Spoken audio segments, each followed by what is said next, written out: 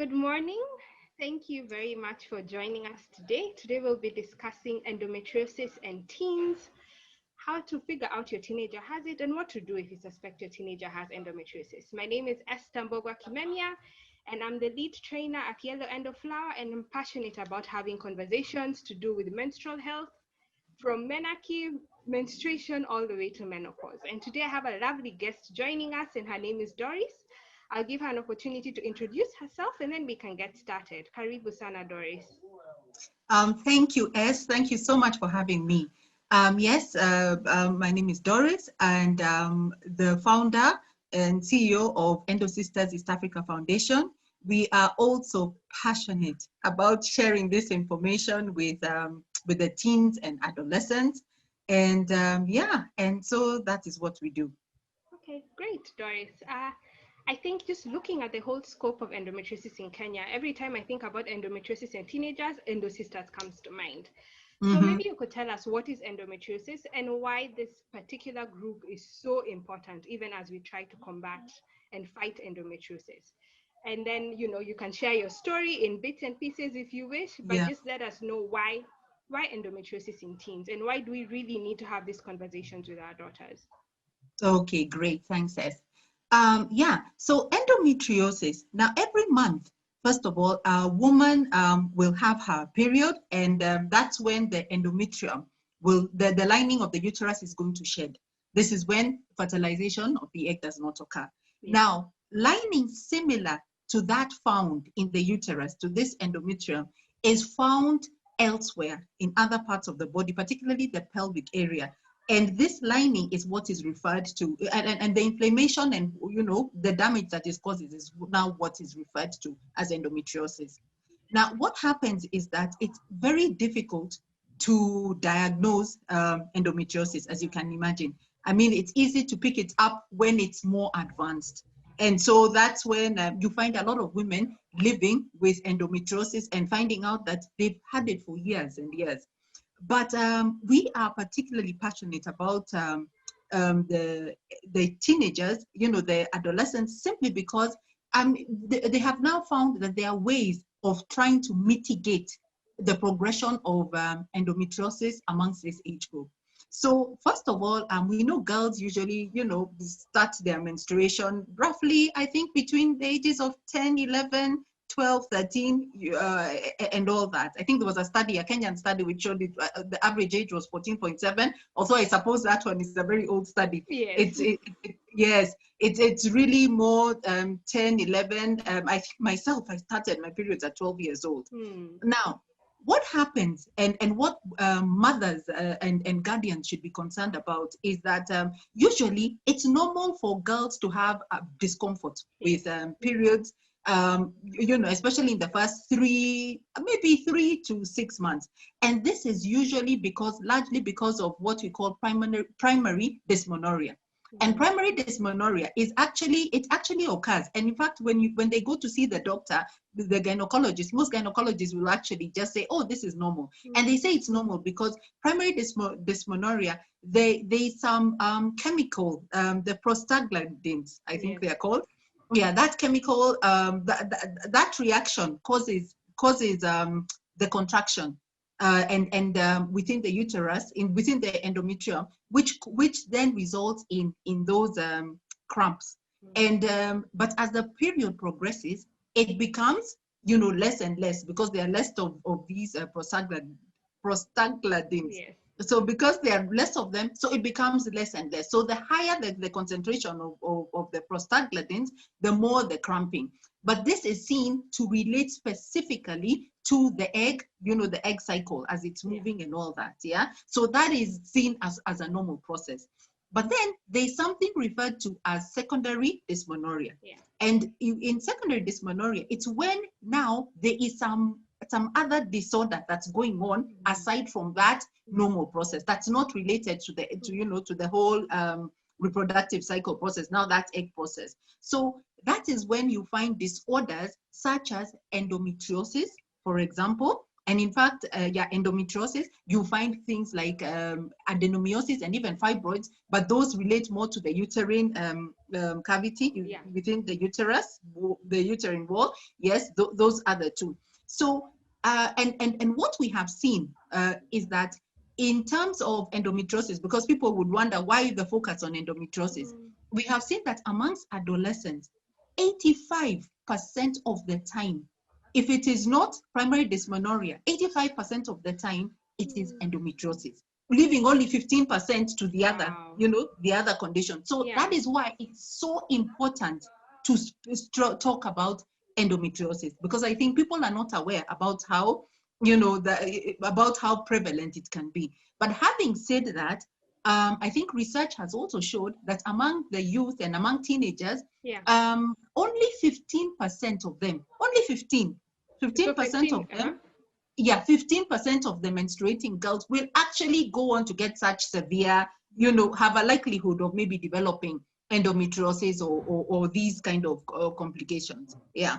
But it's good for parents to be aware about these issues. And one of the things that they need to be on the lookout for is if that the period pain is exceeding the 6 months, especially after 3 to 6 months, they need to be monitoring at home and just wondering and just seeing, how is this period pain progressing? Yeah. And then after 6 months, it's definitely something that needs warrants for them to be going to see a gynecologist. Obviously, even within the 3 to 6 months, when we notice that, the pain levels and everything, there are interventions that can be done. For example, ensure that your daughter has painkillers, Okay. something to take painkillers.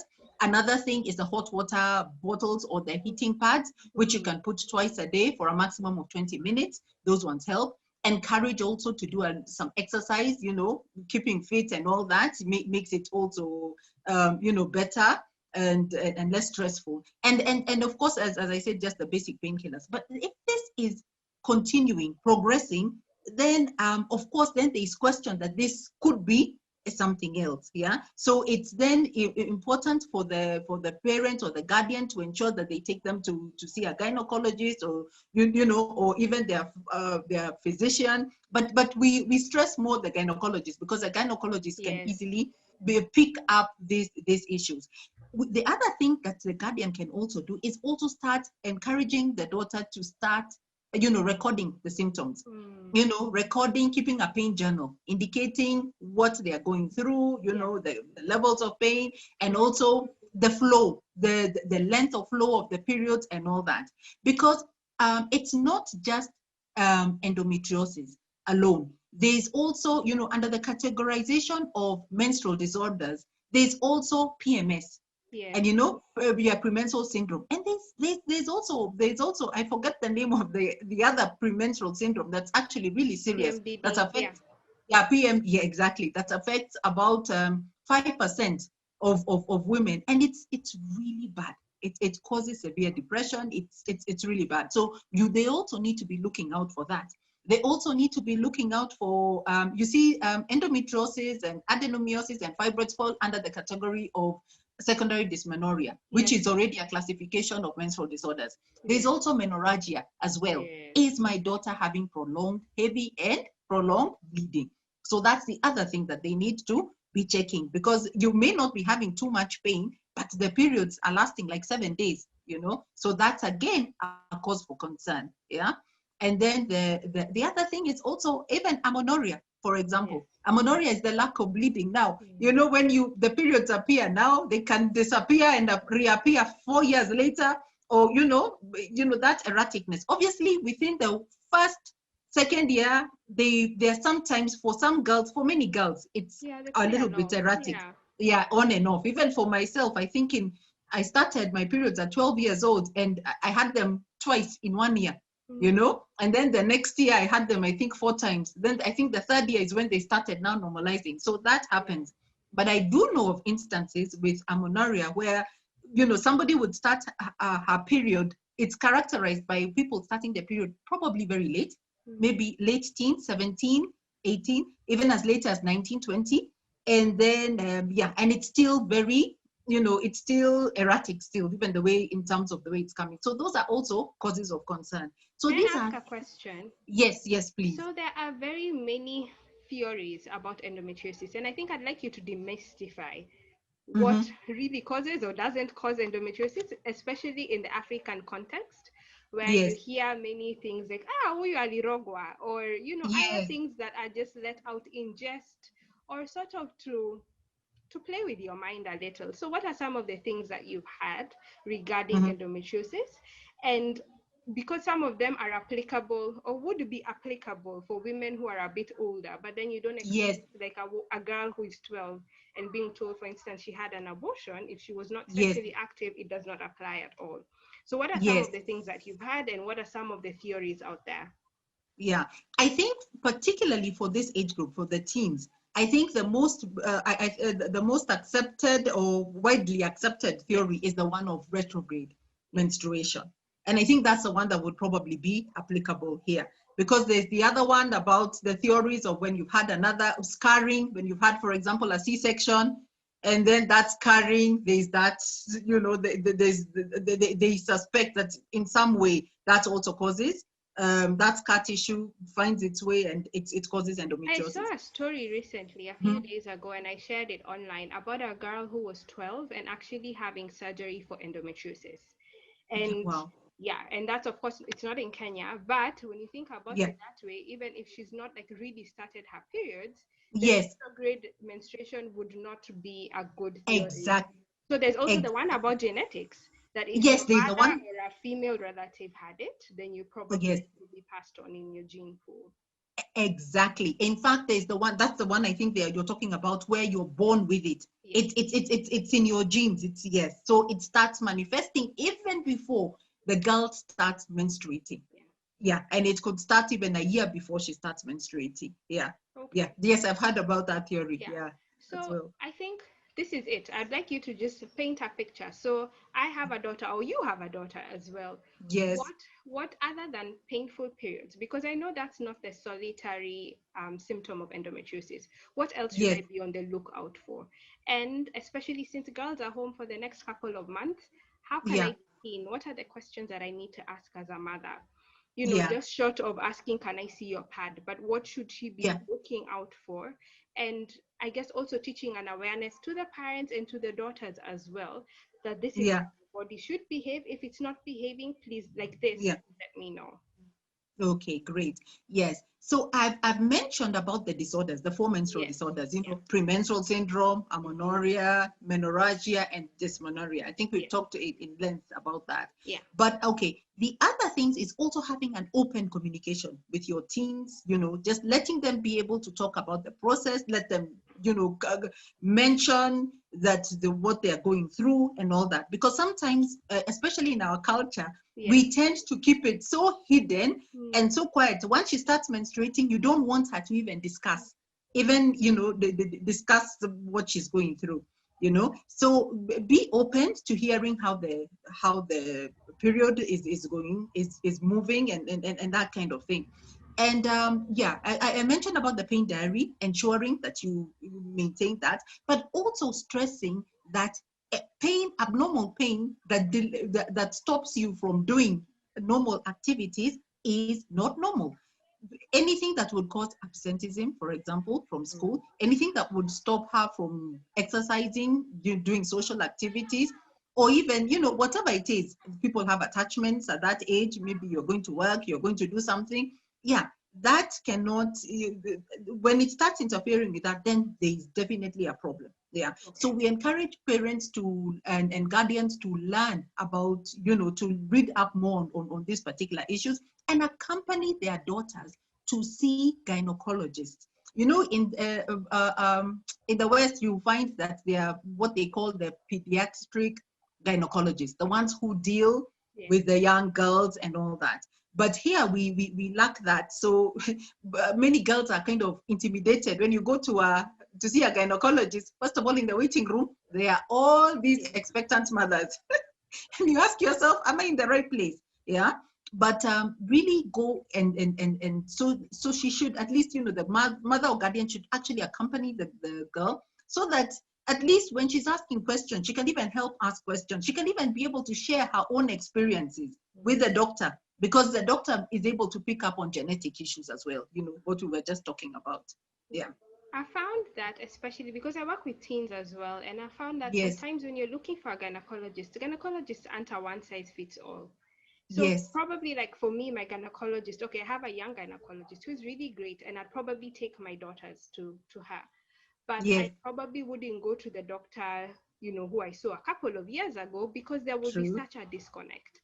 So I think Yes. also when looking for help, it's trying to find someone that your daughter will feel comfortable with. It's not about you as a Yes. parent, because Yes. sometimes even they enter the room and they're already dismissed. You go and say, oh, this is the one who who delivered you in the delivery room. Yes. And they're Yes. already intimidated even before they Yes. began speaking. So finding a Yes. gynecologist who is young, is approachable, is willing to listen as well, and willing Very to true. welcome them as a whole patient, not a Yes. product of their mother, but a whole Yes. patient who is willing to come and understand that this is how the person has been feeling, and Yes. they are my priority for this particular Yes. session. I've Yes. also found that mothers also just need to encourage them to represent themselves well. If you Yes. had a case in the courts, you'd look for the best Ye- lawyer. But when it comes to Yes. personal health and matters of menstrual health, you are your Yes. own lawyer. So Oh, if you do yes. Your not own have advocate. adequate information or are not able to Yes. articulate the information properly, then Yes. we blame the doctors, but sometimes we do have a role. So it's encouraging Yes. mothers as well. Go in, encourage her to go in with a pain diary. If she has questions beforehand, Yes. can she note them Yeah. down? So that when we go Down. in, we don't chew a blank. We are not Yes. wondering, oh gosh, I think he's in a hurry because we saw 20 people out there. We need to make it Yeah. fast and walk out Yes. of here. But just Yes. being able to say, these are my symptoms. One thing that I'd Yes. like you to touch on is the symptoms that don't correlate like to my menstrual cycle. So we've talked about Yes. pain, we've talked Yes. about PMS, and we Yes. touched slightly on PMDD now, which is the dysphoric Yes. disorder. But Yeah. what I'd like us to touch on is like the pain during ovulation, and Yes. the intestinal Yes. conditions that could also come about. Can you also shed some light on that so that people are able to look Yeah. at endometriosis holistically, not just as a Yes. menstrual condition, but as a Yeah. whole body condition as well? Yes.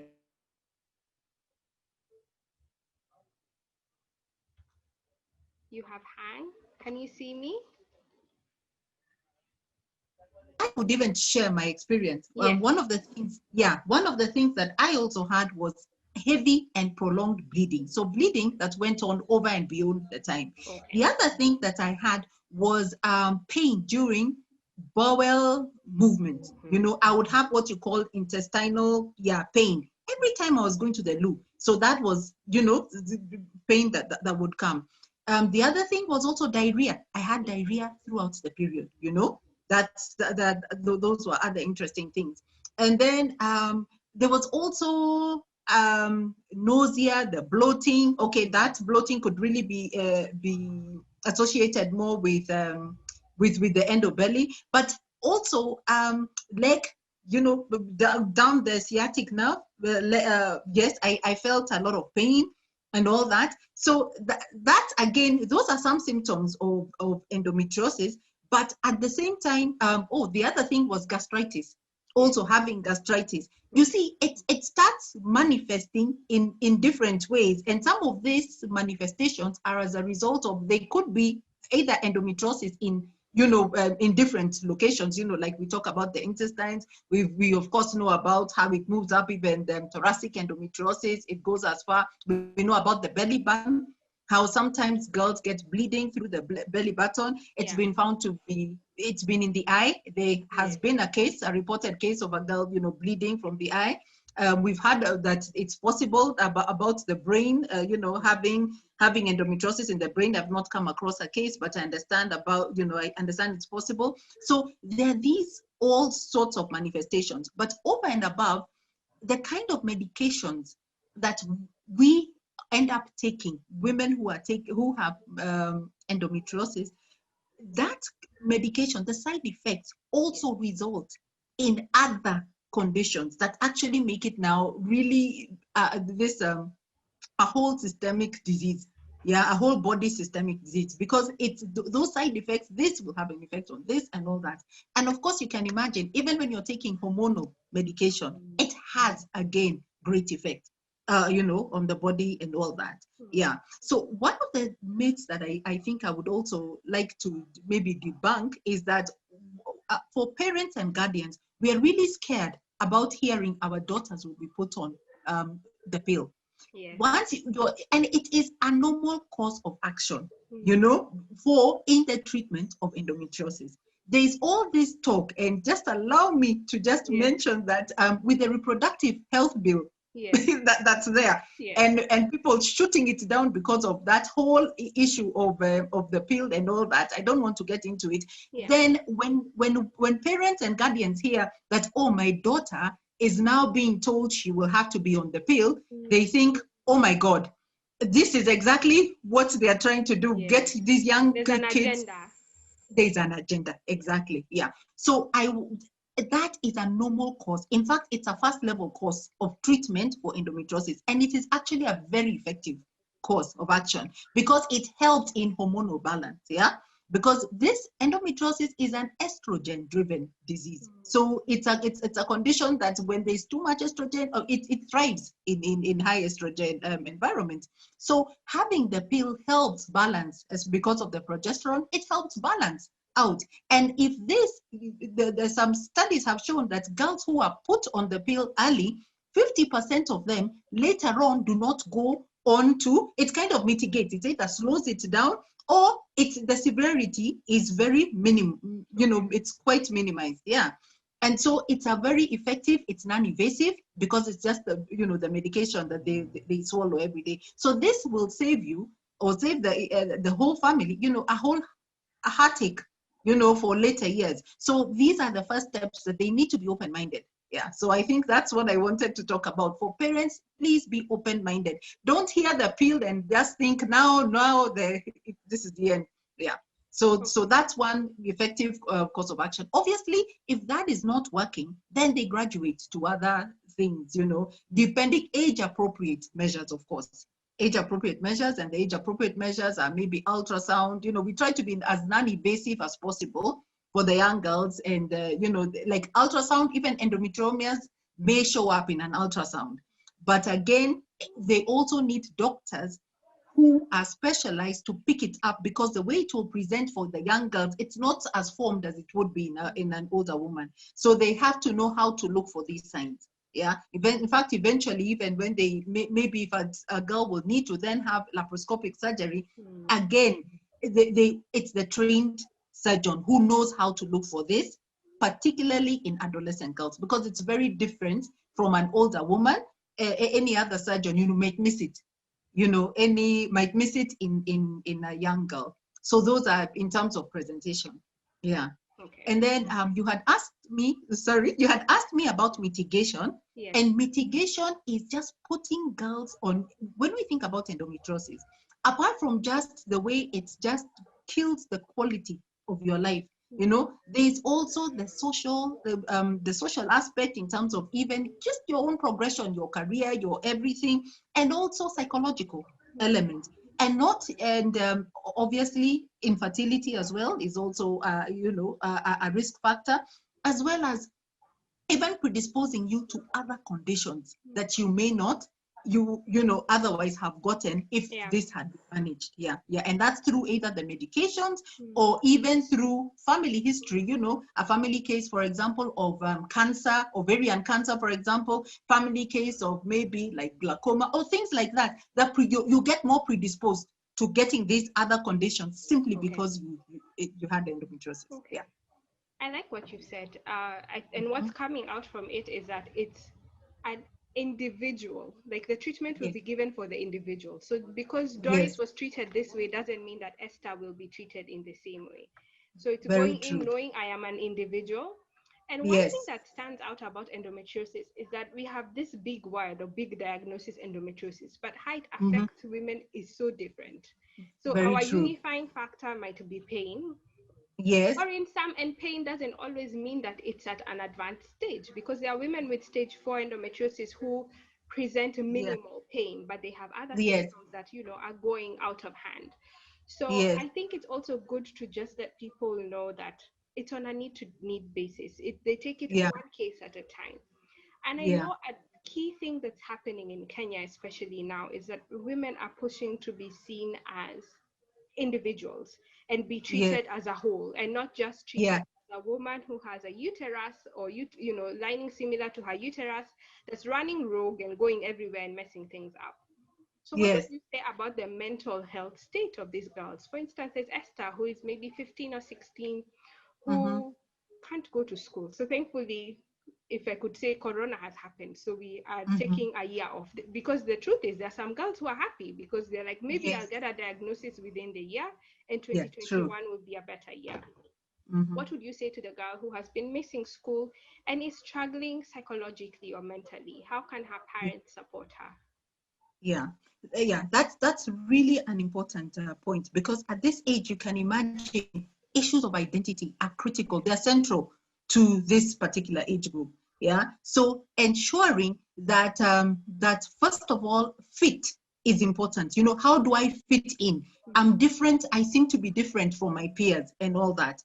The open dialogue between with the parent and the daughter, or the guardian and the daughter is really important, Yeah, especially getting them to share and to open up about what they are going through. So one of the symptoms, for example, to look out for is, you see maybe she's withdrawing, you see at heightened levels of anxiety, and and that anxiety is just being really nitpicky over everything and just anxious about everything, and also social withdrawal, not yeah, wanting to hang out with their friends, not wanting to be there, and a sense of being totally overwhelmed okay, also in and low self-esteem. I think I mentioned that. okay, And these are all symptoms untreated can lead to depression. So they need, once you start noticing this sort of changes, and I know for parents it's difficult, because teenagers at this time have all different kinds of yeah, of emotions, but they need to specifically look out for that. okay, Yeah, so that they can support them. One is give them the help they need. Most girls will respond well by just going to see a specialist who will be able to talk to them about their issues, and let them know that it's not all in your head. That's the biggest, that's the greatest affirmation somebody yeah, can get, yeah, a girl can get at that age. yeah, It's not just in your head. You're not weak. There's nothing wrong with you, yeah, so that affirmation is what a girl is looking for. And that can only come from somebody with that level of knowledge, who will affirm them and tell them this. But okay, then, but if it's been ongoing, okay, so that's one aspect. The other aspect is, if the pain and the bleeding is so heavy, I mean, affirmation won't be yes, enough. exactly, You will need also some level of counseling, some level of support, even for this girl, so that she's able to be supported, even with medications in some instances, and some, I think, there are different interventions that will work. But we have to think about the mental wellness yeah, of this girl. And if you don't consider that, even performance in school, because then this also will impact even performance in schools. Yeah. And so it's not even just to parents and guardians, it's also to school heads, it's also to school teachers, just to look out, the school matrons. I don't know what they're called these days, the ones yeah, who who are responsible for yeah, the girls. Yeah, they need to be on the lookout for some of these symptoms.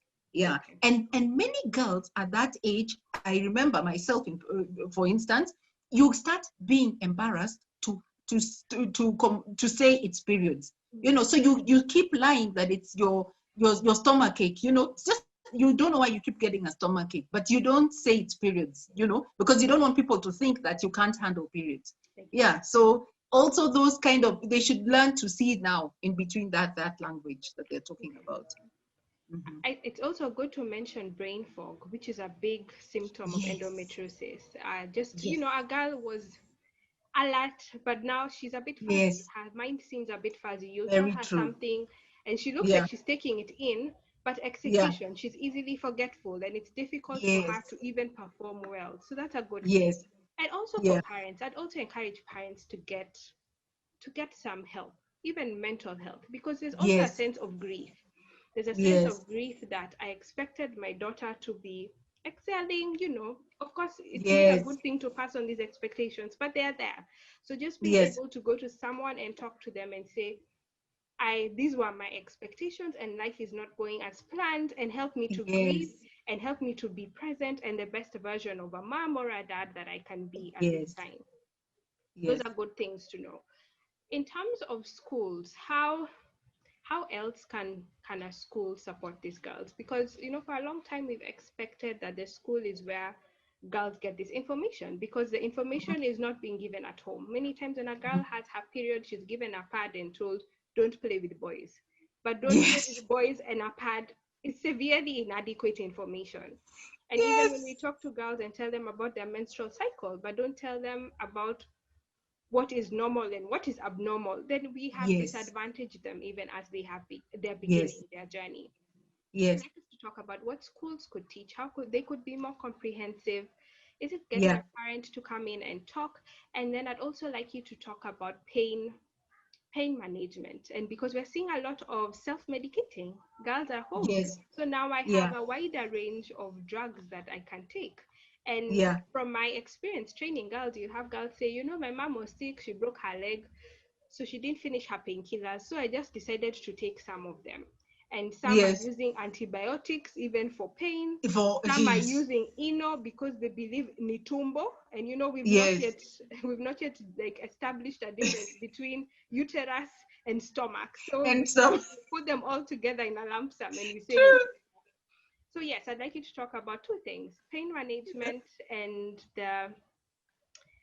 the danger of self-medicating, and the second thing Yes. being schools. How can we partner as parents, as other stakeholders? How can we partner Yeah. with schools as well? Yeah. Oh, okay, okay, fine, thanks.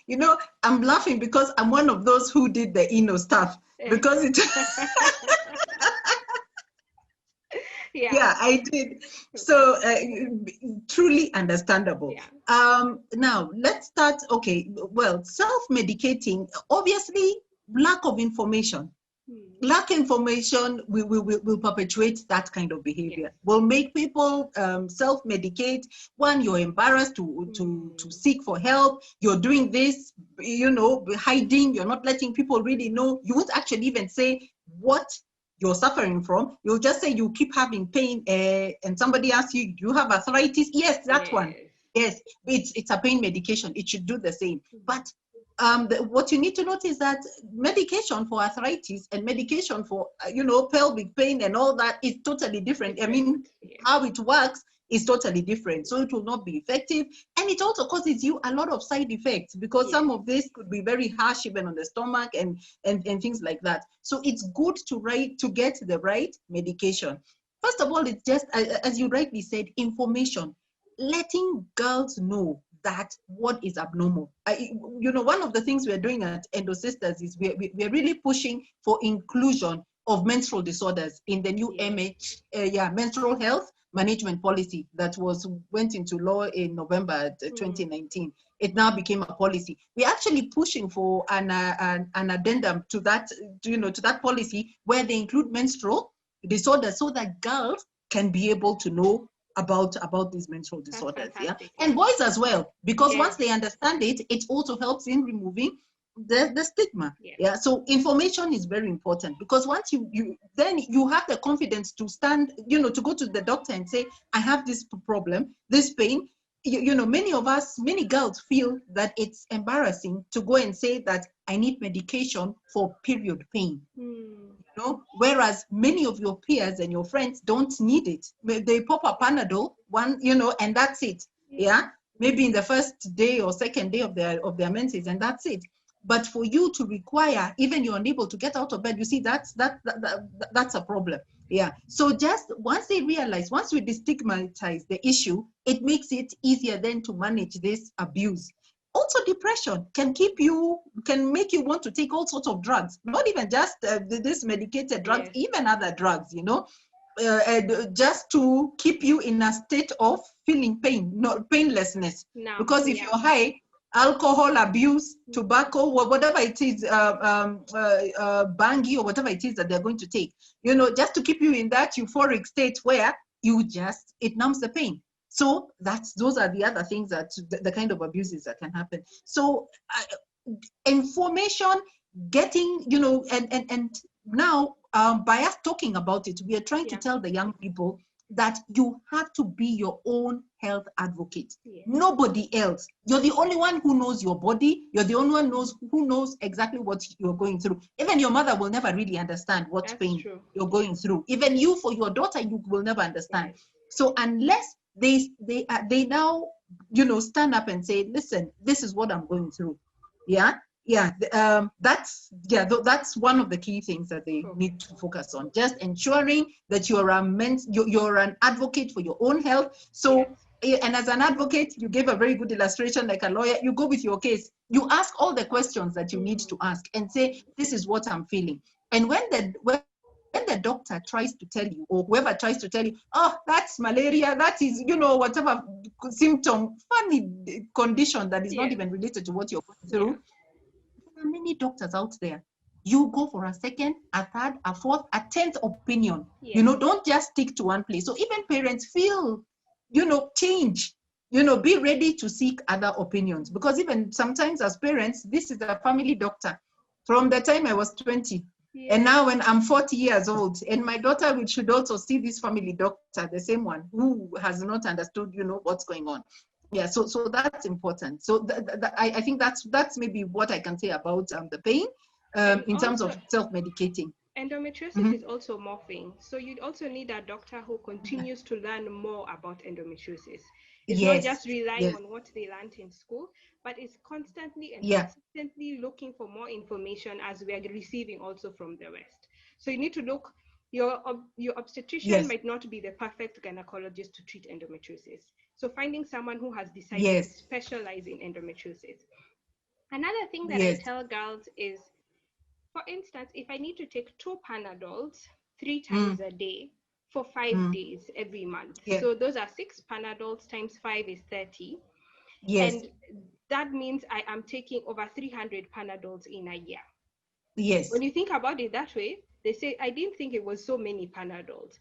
But if at some point those 30 Panadols a month are not doing their work, and now we are starting to bring in other drugs that I won't mention, then it is time to see a doctor. It's showing that Panadol is no longer able to work on the pain, and now we need to see a doctor. If you have other symptoms that are just creeping up, and before it just used to be your belly, now it's your back, and then also your head, your body's trying to tell you something. I believe that pain is your body's way of crying out for help. If parents don't live with anything else, that they will know that pain is the body's way of crying out for help. That's very true. Yes, go ahead. No problem. Yes. And in fact, just on that note, I also wanted to mention that, research has shown that a woman has about 450 menstrual cycles over her lifetime, which is like bleeding for 7 years straight. Oh, wow. And this is just for women who are not having their normal menses of like 3 to 4 days. That's 7 years straight. And then if they're having cramps, within these 2-3, because usually the cramps, even for normal periods, you would say could be even the first and second day. So even within this first 2 days, we're talking about a pain that now translates to about 3 years of pelvic pain. When you think of it like that as a parent, would you want to subject your child 7 years of bleeding with this chronic pain, even if it's 3 years of it? And for those who end up getting, like endometriosis, it is even the whole 7 years of that chronic pain. So, when you think about it that way, you see the need to prioritize that gynecological visit at the onset. In fact, I would encourage parents, let it be a standard, particularly if the girls are complaining of pain and and all that. Just go and visit a gynecologist. And once you introduce them to that gynecologist and you're with them maybe for the first visit and all that, leave them also to go in to see the gynecologist and ask her questions, in a free, environment, because there could be something that she's going through you know, that is difficult to talk about with you being present, you know. And especially, for example, maybe you tend to get more UTIs or Yes, I things was like actually going that. to mention that. And yeast Yes, yeah, infections, yes. those kind of yeast infections. Yeah. And the minute you start asking that, your mother is there thinking, aha, she's already Mm, sexually active. That yes. is the reason she's asking. So she will Mm, not feel comfortable to ask those kind of questions there. yeah. Yeah. So And you that's need a to give them very that space. key symptom of Yeah. endometriosis as It well. The is. It recurrent UTIs, the yeast infections as exactly. well, and at Yeah. certain points of your cycle, especially. One thing I'd Yes. also like to add is pain during ovulation. Like, you know, if you're releasing the egg Yes. from your left side and you really, really feel it, it's also Yes. could be another sign of endometriosis. Very true. Okay. Very true. In fact, it reaches a point where the pain is so consistent all through that you can't. It's like you started ovulating and you wonder this Mm. ovulation process is not ending all the way to your period. Yeah. So it's that bad. Do you want me to respond to the question about the schools? Yes, as we conclude. Yes, the schools. Yeah, about the schools, Yeah. right? Yeah.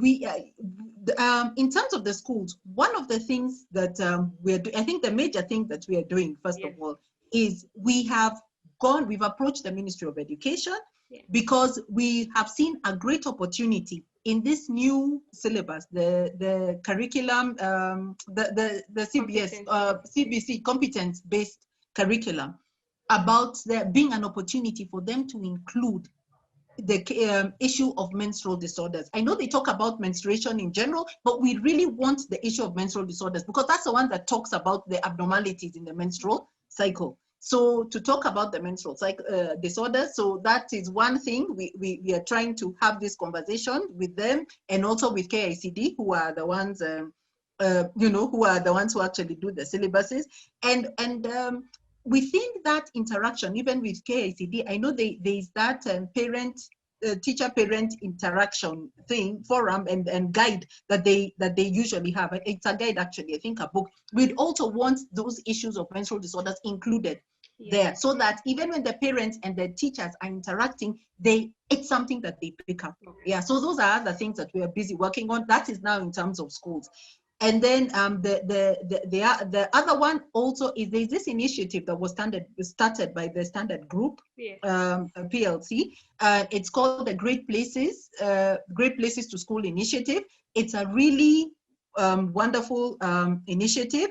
It's about actually trying to get schools, like a competition, a competition where kind of schools are trying to compete in terms of being the best. For example, STEM subjects, sports, character development, those kind of things. So pushing excellence in those sectors so that every school will now try and demonstrate how well they are doing. So it started in 2018. Now, from 2019, they added a new component, which was health and personal hygiene. Okay. And we participate in that component, where in that category, where we are trying to also push to see the awareness of schools on issues like endometriosis and menstrual disorders. So that again is going to drive schools to ensure that they are bringing, even if it's not in the curriculum, like the old curriculum, they are bringing in other people to come in and speak on the issue. So yeah, so we are hoping that those initiatives are really going to bear fruit. Okay.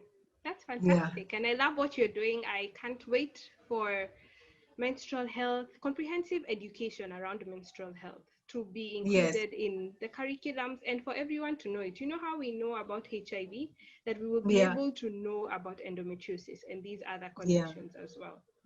Yes. So I True. love what you're doing as Endo Sisters. How can people partner with you? First of all, will you allow me to share something? Yes, sure. Okay, Karibu. Yes. okay. Let me talk about our Yellow Nails campaign, first Yes. of all, right? Okay. Yeah, let me just share screen, and I hope, oh Lord, where did it go? Um, let's see. Okay.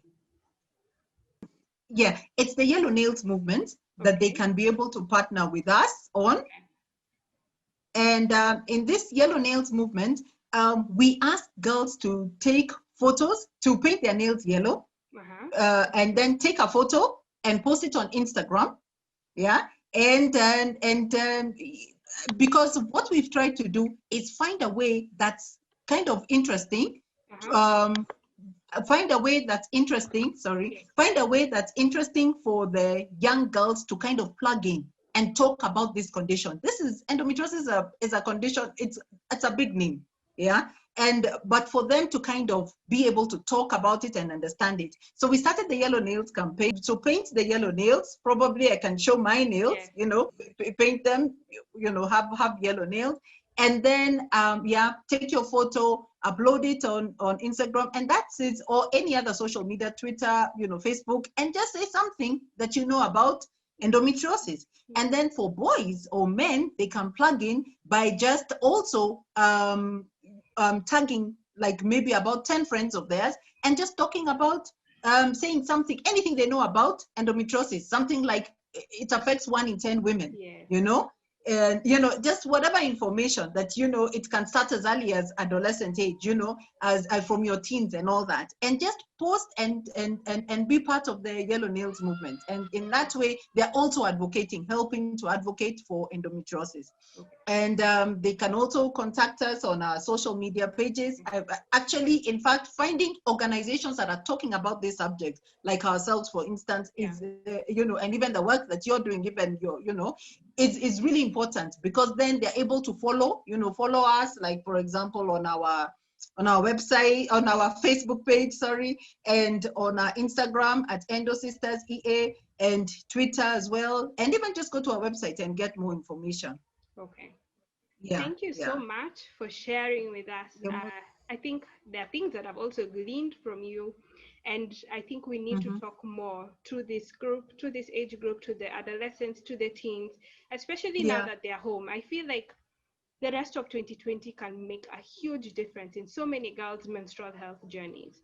So just yes, true. encouraging moms and dads as well to be very Yeah, keen to yeah, empower their daughters with knowledge regarding mm-hmm. menstrual health, to facilitate for them to be able to keep a pain journal, a symptoms Yes, journal as well, in form of a period diary, and to believe them. I think ultimately to believe them that yeah, when they say I am in pain, I cannot move, not to say things like, toughen up, but to just believe that the pain is there. Because if they had broken their foot, we would not even be negotiating. We would be at the yes, hospital.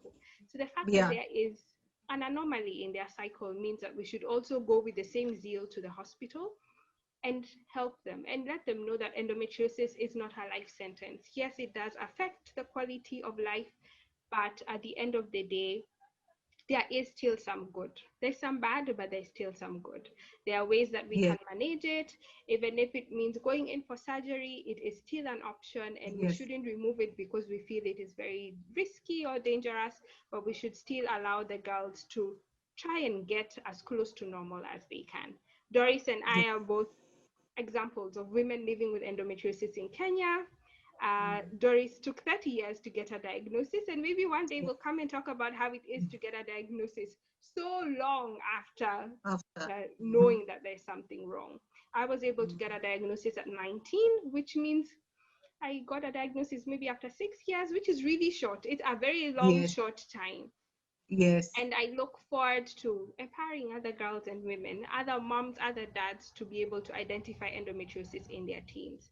So what mm, we'll do is next week, after we've uploaded this, we'll have a question and answer. If you have a burning question that you'd like to ask Doris or myself regarding endometriosis in teens, we will share a flyer and then you'll be able to join us on our socials and we can have a discussion. If you need support in terms of where to go, in terms of yeah, how to identify endometriosis in your teenager, please don't hesitate to reach out to Endo Sisters or to Yellow Endo Flower or even Endometriosis Foundation of Kenya, and let's just get this yes. conversation going. May the Lord bless you and see you next time. Bye bye. Okay. Bye bye. Thank you.